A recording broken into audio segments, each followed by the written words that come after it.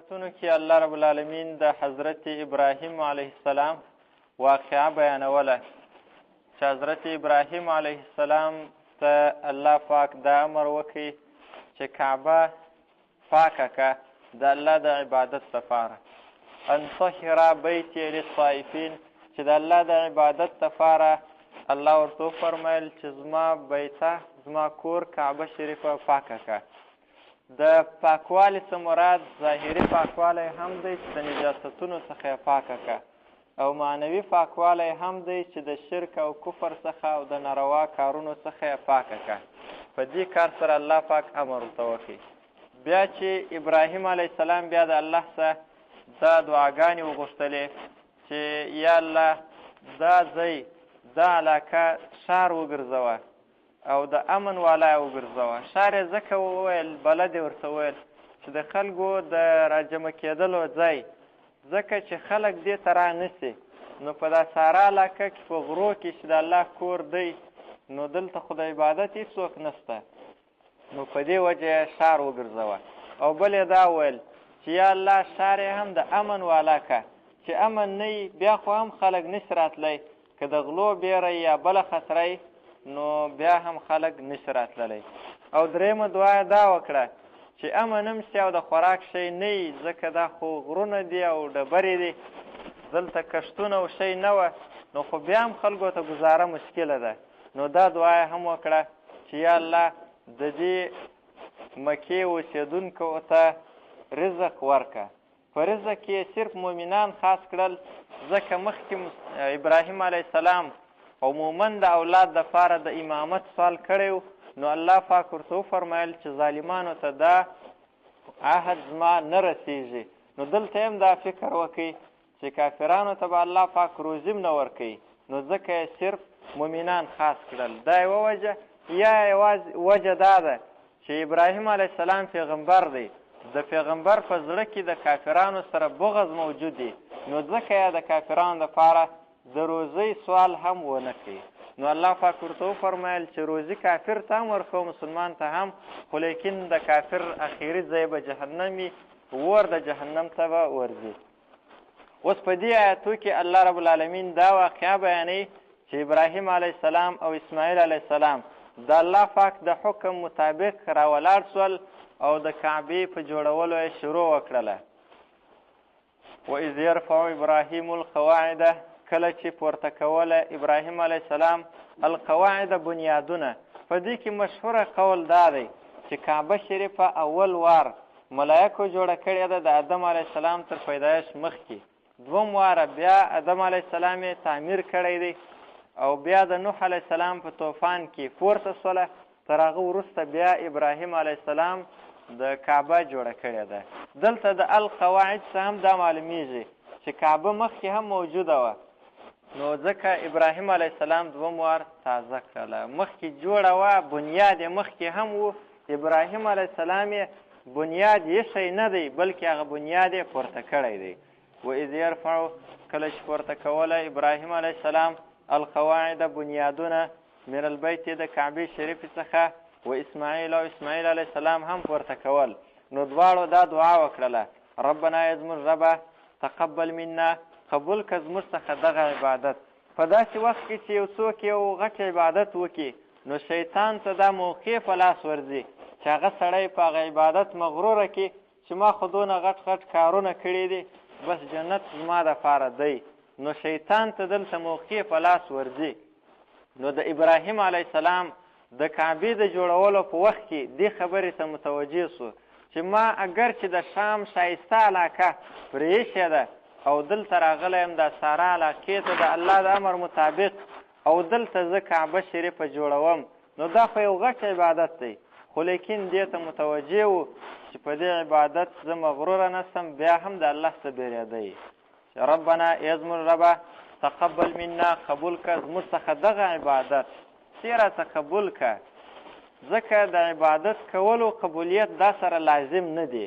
انک انت یقینا ته چې یا الله السمیع اورېدونکی دعا اورې العلیم پوه په نیتو د انسانانو.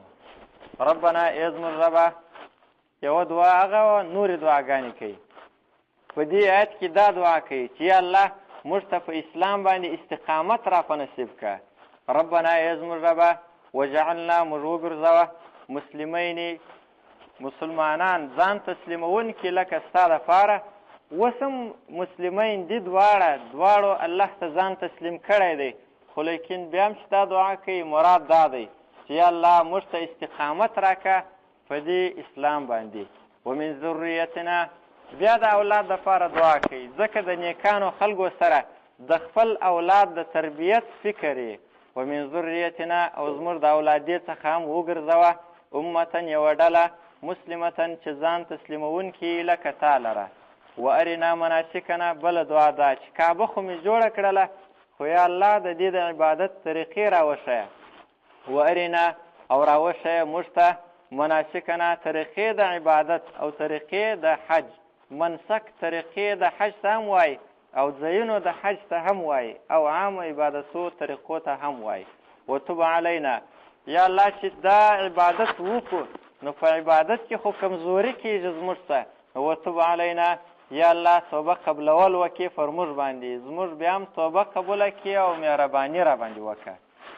انک انت یقینا ته چې التواب توبه قبلونکی الرحیم مهربانه یې.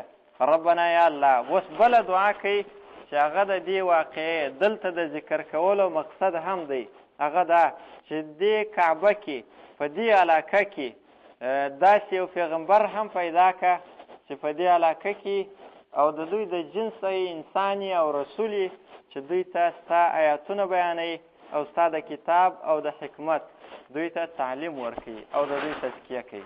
ربنا ای زموږ ربه وبعث فیهم راواستوه په دوی کې رسولا یو پیغمبر منهم د دوی د جنس څخه یتلو علیهم چې تلاوتوي او بیانوي پر دوی باندې آیاتک ستا آیاتونه ویعلمهم او ورښیي دوی ته الکتابه قرآن کریم والحکمت او حدیث ویزکیهم او پاکوي دوی لره د دوی تزکیه او پاکی هم کوي.